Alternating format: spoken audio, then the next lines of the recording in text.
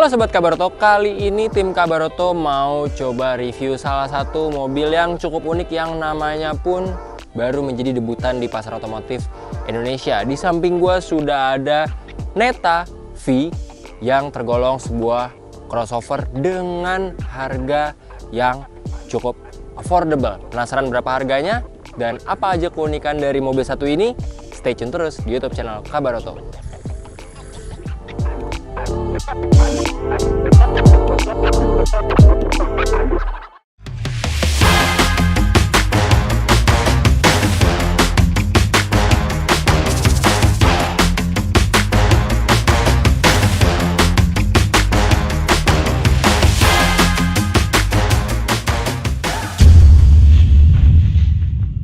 Nah, gue pengen kasih tahu dulu ke Sobat Kabaroto bahwasannya mobil ini cukup unik dari sentuhan detailnya, mulai dari kunci mobilnya sendiri atau smart key-nya nih Sobat Kabaroto, yang mana bentuknya beda dari mobil yang lain, yaitu bentuknya bisa mengingatkan kita sama mainan masa kecil, yaitu fidget spinner nih Sobat Kabaroto. Tapi dibalik itu gue pengen kasih tahu nih, bentuknya yang futuristis ternyata punya beberapa kegunaan. Sebenarnya yang dua cukup standar nih. Yang pertama adalah untuk membuka dan tombol satunya untuk mengunci. Dan yang satu lagi, ini cukup menarik nih, bisa membantu kita kalau misalnya kita lagi butuh akses cepat ke area bagasi, adalah membuka area pintu bagasinya nih dengan cara menahan. Nah, pintu bagasi sudah terbuka, tapi sayangnya untuk Neta V ini belum elektrik, alias hanya baru terbuka saja dan kita harus secara manual mengangkatnya secara otomatis. Begitupun dengan sistem menutupnya. Tapi kita nggak akan lama-lama bahas keunikan dari segi remote-nya yang cukup menarik ini.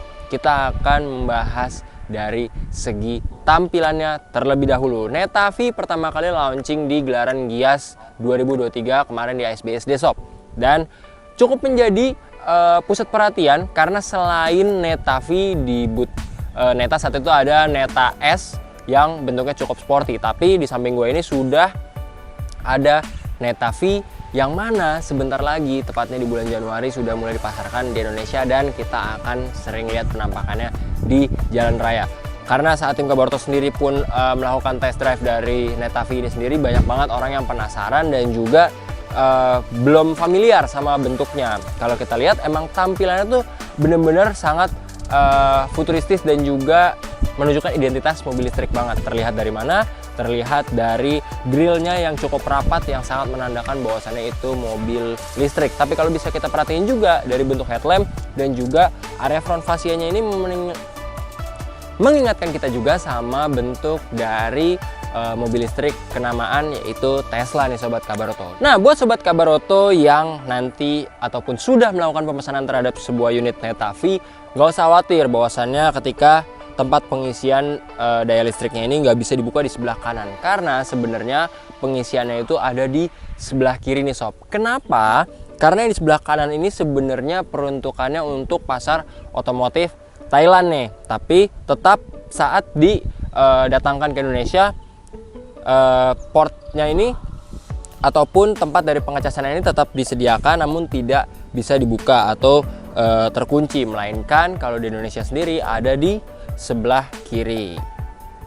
Nah, nanti kita juga akan melakukan pengetesan nih Sobat Kabaroto untuk pengecasannya. Dan untuk sistemnya seperti mobil listrik pada umumnya, tidak ada kunci, hanya ditekan saja dan sudah langsung terbuka karena pegasnya berfungsi dengan baik. Untuk port pengecasannya sendiri ada AC dan juga DC. Untuk bagian yang mana yang AC, yang mana yang DC, Sobat Kabaroto nggak perlu bingung, karena untuk yang lubangnya ada dua itu yang DC, dan yang lubangnya banyak itu adalah untuk AC, dan juga sudah terdapat logonya nih Sobat Kabaroto. Tapi gue pengen kasih tahu juga nih, di atas kertas Neta V ini untuk pengecasan di home charging 0 sampai 100 membutuhkan waktu yang cukup lama, yaitu 8 jam. Tapi peruntukannya adalah untuk home charging, jadi angka ataupun durasi 8 jam menurut tim Kabaroto itu masih merupakan waktu pengecasan yang cukup normal. Tapi nggak usah takut nih Sobat Kabaroto. Untuk Neta V sendiri, pengecasan secara fast charging 0 sampai 80% hanya membutuhkan waktu 30 menit aja. Cukup praktis kan? Nah, sekarang gue pengen kasih tahu ke Sobat Kabaroto bahwasannya kita harus sedikit nunduk karena ataupun jongkok itu untuk pengen ngasih tahu nih letak baterainya tepat ada di bawah dari sasis Neta V ini sendiri. Dan untuk spesifikasinya adalah baterainya yang menggunakan baterai lithium ion 40,7 kWh dan mobil ini sanggup digas secara full yaitu 400 km. Dan ini cukup menarik juga nih Sobat Kabarto, untuk pemakaian dalam kota rasanya Neta V ini sendiri cukup mengakomodir dari segi spesifikasinya. Dan kita akan coba bahas sesuatu yang unik lagi. Kalau Sobat Kabarto biasa nemuin lampu sein menyatu dengan mika headlamp, tapi kali ini kita nggak temuin nih Sobat Kabarto, apalagi ada di area spionnya, karena lampu sein dari Neta V ini sendiri ada di area fender bawah yang kita bisa lihat ini lampunya masih menggunakan bohlam, dan kita akan coba tes sebenarnya cukup terang apa enggak nih. Kita akan coba buka dulu mobilnya.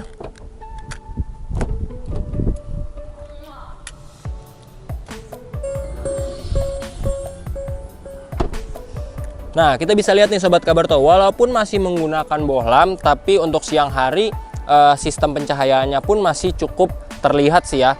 Nah, selain itu yang menarik juga dari lampu seinnya nih Sob, karena tadi kita udah coba buktiin bahwasannya lampu seinnya walaupun belum LED dan masih pakai bohlam biasa, tapi cukup terang nih. Cuma ini plus minus ya, yang mana plusnya adalah memang tampilannya jadi lebih minimalis, dan yang harus diperhatikan juga atau minusnya adalah kita harus berhati-hati banget nih. Terkadang mata kita belum terlalu terbiasa saat melihat ada mobil yang menggunakan lampu sein yang ada di area fender, sehingga kalau kita dari arah yang berlawanan, kita sebagai lawan dari pengemudi Neta V ini harus berhati-hati juga. Gak usah berlama-lama, sekarang kita pengen coba lihat tampilan interiornya, ataupun kita mau masuk ke area kabin dari Neta V. Kira-kira sefuturistik apa sih Sob? Yuk masuk. Nah, sekarang kita udah ada di area kabin dari Neta V nih Sob. Jadi yang menariknya area kabinnya ini bener-bener futuristik banget, nggak kalah sama Neta S yang udah pernah kita review juga di Gias 2023. Tapi impresi pertama, selain tampilannya yang cukup futuristik, kita bisa lihat di sini monitor cluster instrumennya ini sendiri cukup minimalis nih. Jadi malah mengingatkan kita sama tampilan dashboard dari sebuah kei-car yang ngetren banget di Jepang. Kalau kita perhatiin nih, dia modelnya hanya memanjang, tidak terlalu besar, tapi bisa menampilkan banyak macam pengaturan, mulai dari indikator transmisi, speedometer, terus persentase baterai, tegangan aki, dan juga trip A, trip B, serta odometer. Yang bikin super duper kaget adalah monitor infotainmentnya yang gede banget, 14,6 inci, udah berasa kayak naro iPad, bahkan ini ukuran lebih gede daripada iPad di area monitor infotainmentnya. Dan kita pengen coba lihat nih, kita bisa ngelakuin apa aja ataupun melihat apa aja dari monitor infotainmentnya. Yang jelas pertama kita bisa melakukan pengaturan untuk general, terus konektivitas yang ternyata sudah didukung dengan konektivitas Bluetooth, Apple CarPlay, dan juga Android Auto.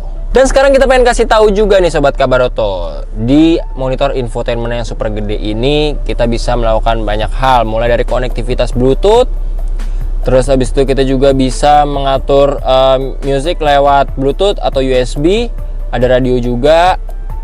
Nah, di sini nih, kalau Sobat Kabaroto milih menu setting dan ada pilihan charge, vehicle, dan data. Kalau pilih charge, Sobat Kabaroto di sini bisa lihat daya yang tersisa ada berapa persen, yang sebenarnya juga bisa dilihat dari monitor cluster instrumennya. Tapi di sini Sobat Kabaroto juga bisa lihat nih, saat pengecasan nanti ada berapa persen daya yang sudah masuk, dan juga kalau kita perhatiin lewat vehicle, di sini terdapat beberapa pengaturan nih, lumayan nih kan, mulai dari speed limiter, ya kan, terus ada vehicle start mode. Nah, di sini yang menariknya ada pilihannya normal, beginner, ataupun static nih Sobat Kabaroto. Ada juga fitur HDC ataupun Hill Descent Control yang pasti ini cocok banget buat Sobat Kabaroto yang nggak pengen mobilnya mundur di tanjakan, ya kan. Dan juga di sini ada pilihan speed limiter yang dapat kita atur juga, dan pastinya kayak mobil canggih lainnya, ada fitur TPMS ataupun Tire Pressure Monitoring System Reset, yang mana ini bisa mengatur intensitas tekanan angin pada ban Neta V. Satu lagi nih yang menarik nih Sobat Kabarto, yang mana kalau kita bisa lihat di sini terdapat dua mode berkendara. Yang pertama ada normal seperti biasa, yang kedua adalah atletik. Ya kurang lebihnya sebenarnya atletik ini seperti mode power di beberapa mobil pabrikan sejenis. Nah, karena area monitor infotainmentnya dan juga monitor cluster instrumen ini cukup menarik, penyematannya walaupun besar tapi diletakkan meninggi, begitupun dengan monitor cluster instrumennya yang dibuat kecil tapi memanjang, maka kesan luas bisa kelihatan banget di area dashboard dari Neta V ini sendiri. Untuk ruang-ruang penyimpanan pun standar ya. Di kanan dan kiri ada bottle holder dan cup holder. Lalu juga ada ruang-ruang penyimpanan lainnya seperti glove box yang ada di sini. Terus di konsol tengahnya pun lumayan nih, ada dua cup holder, ruang penyimpanan untuk kartu-kartu, dan di sini ada ruang penyimpanan di konsol tengah untuk beberapa barang. Dan juga di bawah monitor infotainment juga masih ada ruang penyimpanan.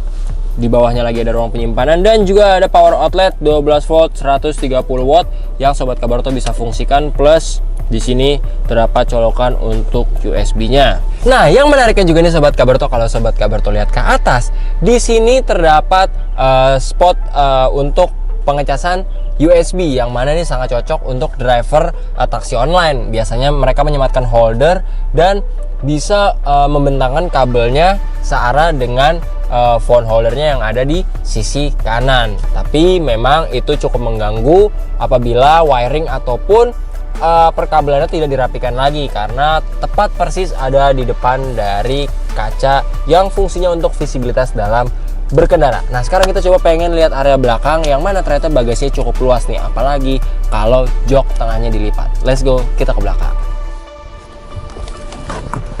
Nah, sekarang kita ada di area kabin belakang dari Neta V, yang mana ini cukup menarik nih Sobat Kabaroto.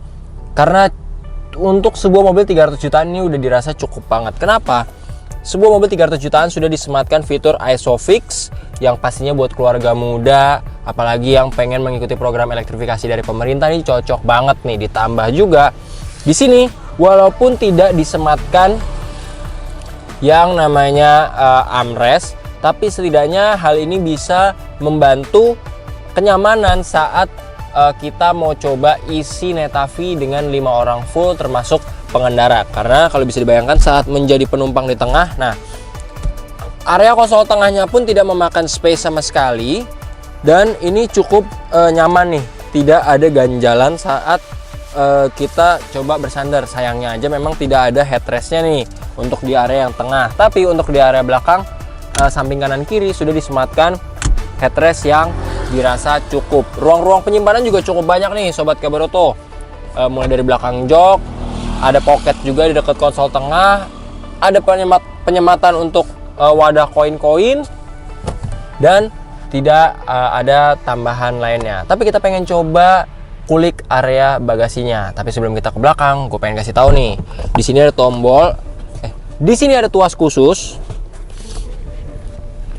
yang bisa difungsikan untuk menarik ataupun melipat dari jok Neta V. Nah, sekarang gue pengen kasih tahu ke Sobat Kabarto bahwasannya di area bagasinya cukup menarik nih. Karena yang pertama kita bisa membuka dengan dua jenis style. Yang pertama manual seperti biasa. Nah, yang kedua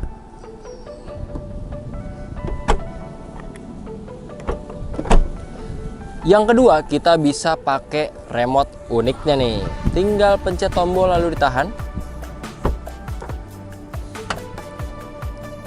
Nah, maka area bagasinya langsung terbuka nih Sobat Kabaroto.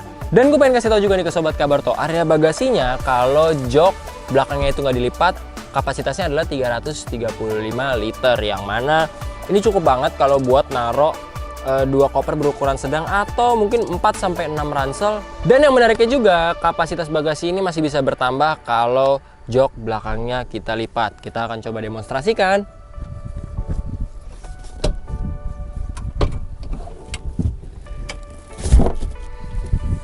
Nah, ini dia nih Sobat Kabaroto. Kapasitasnya kalau jok belakangnya dilipat masih bisa bertambah lagi menjadi 522 liter. Yang mana kalau kita bisa perhatikan dengan seksama, ini sebenarnya memang nggak rata lantai ya. Dan walaupun nggak rata lantai, tapi ini setidaknya masih bisa membantu kita kalau misalnya kita membawa satu sepeda berukuran sedang yang nggak terlalu gede ataupun membawa muatan lainnya. Tapi otomatis yang harus dipangkas adalah jumlah penumpangnya ya. Nah Sobat Kabaroto, sekarang kita udah nggak sabar pengen nyobain si mobil futuristik dari Tiongkok satu ini. Setelah kita bahas area luar, area dalam, kita mau test drive dari Neta V. Penasaran kayak apa? Sekaligus kita pengen coba ada fitur menarik apa aja di dalamnya. Let's go, kita test drive.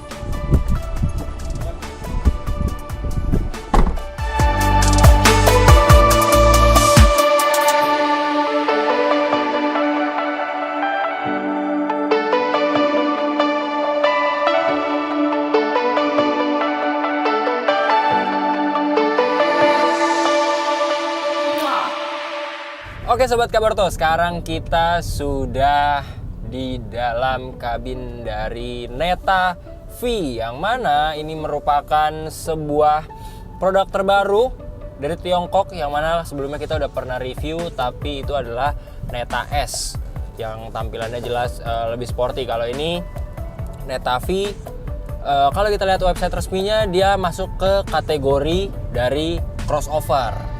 Dan sekarang kita mau mencoba impresi berkendaranya. Tapi sebelum melakukan impresi berkendara, gue pengen coba untuk mengkritisi mengenai tampilan kabin dan juga interiornya. Seperti yang udah gue bilang di awal video, bahwasannya kabinnya ini terlihat cukup lapang ya, terutama di area dashboard. Kenapa? Karena desain dari monitor cluster instrumennya sendiri pun bentuknya tidak terlalu besar tapi memanjang. Justru tampilannya mengingatkan kita dengan desain dashboard dari mobil-mobil K-Car yang justru mengutamakan kelapangan di area dashboardnya.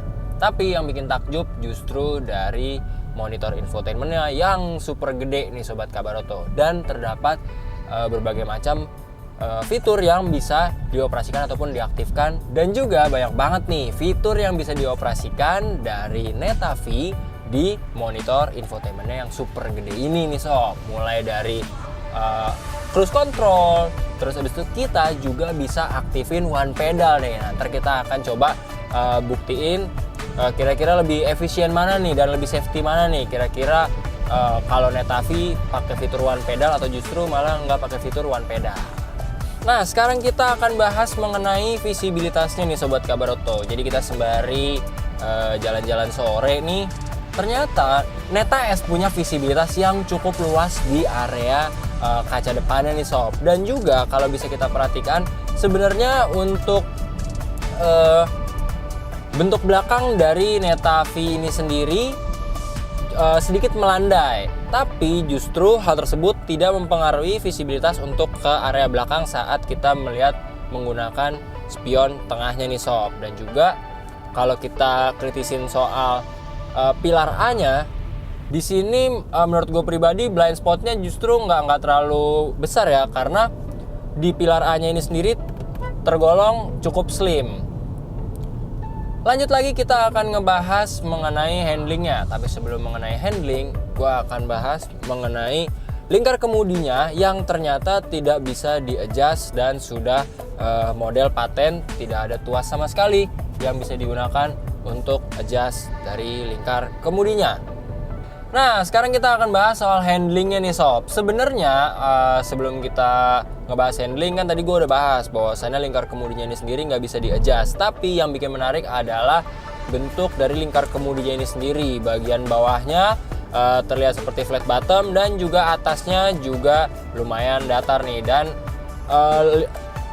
lingkar kemudinya sendiri nggak terlalu besar, sehingga untuk gue pribadi cukup nyaman di pegangnya, dan juga itu akan berpengaruh ke cara Sobat Kabaroto dalam melakukan handling saat berkendara menggunakan Neta V. Selanjutnya kita akan bahas suspensinya nih Sob. Nah, sekarang kita lagi ada di jalanan yang sebenarnya cukup halus, tapi ada sedikit gelombang-gelombang enjoy nih. Nah, Kalau misalnya kita bahas mengenai suspensinya, sebenarnya dapat dikategorikan suspensi dari Netavi ini sendiri tergolong cukup ya sob, walaupun Netavi ini sendiri sudah menggunakan suspensi dari McPherson strut dan juga torsion beam seperti mobil-mobil yang umum dipasarkan di Indonesia. Tapi kalau misalkan Kabaroto bisa menilai, mungkin suspensinya ini sendiri terlalu empuk sehingga di beberapa jalanan yang berlubang ataupun bergelombang, mobil ini lumayan berasa nih goyangannya. Nah, buat sobat Kabaroto, gue pengen kasih tahu juga nih, sebenarnya dari Netavi ini sendiri memiliki dua mode berkendara dan sekarang kita masih menggunakan mode normal. Tapi sobat Kabaroto juga bisa aktifkan mode sport ataupun kalau di Netavi ini sendiri bilangnya mode aktif.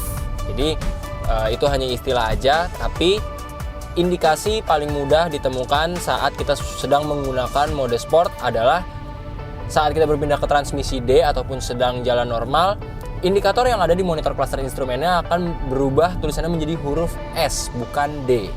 Mobil yang punya bandrol 300 jutaan on road Jakarta ini sebenarnya punya satu keunikan nih sob. Terdapat satu keunikan yang ada di Netavi, yang mana kalau tadi kita udah bahas mengenai suspensinya yang tergolong cukup, walaupun di beberapa jalanan bergelombang kita masih merasakan suspensi yang redamannya tidak terlalu baik nih. Tapi dari segi kekedapan, tim Kabaroto udah melakukan pengetesan saat kita berkendara sore hari seperti ini, suara kendaraan lain yang ada dari luar itu tidak masuk terlalu berlebihan ke area kabin, dan hal itu juga yang bisa membangun mood ataupun kenyamanan saat kita berkendara menggunakan Netavi.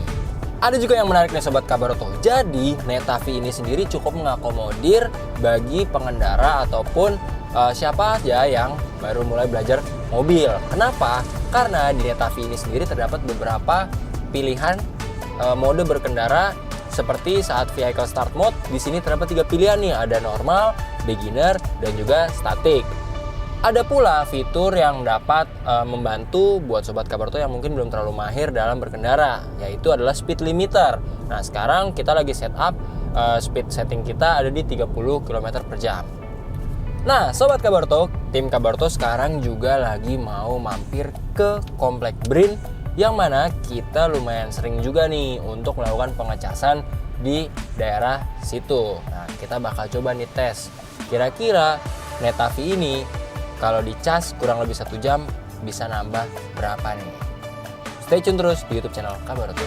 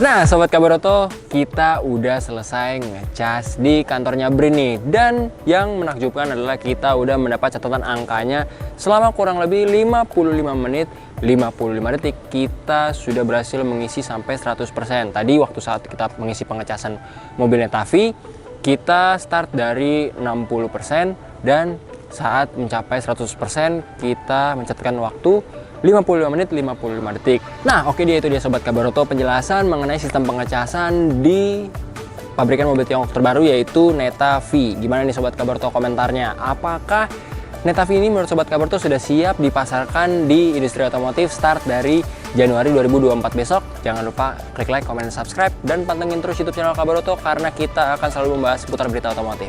Kalau gitu gue Dian pamit undur diri, sampai ketemu di review mobil selanjutnya. Bye.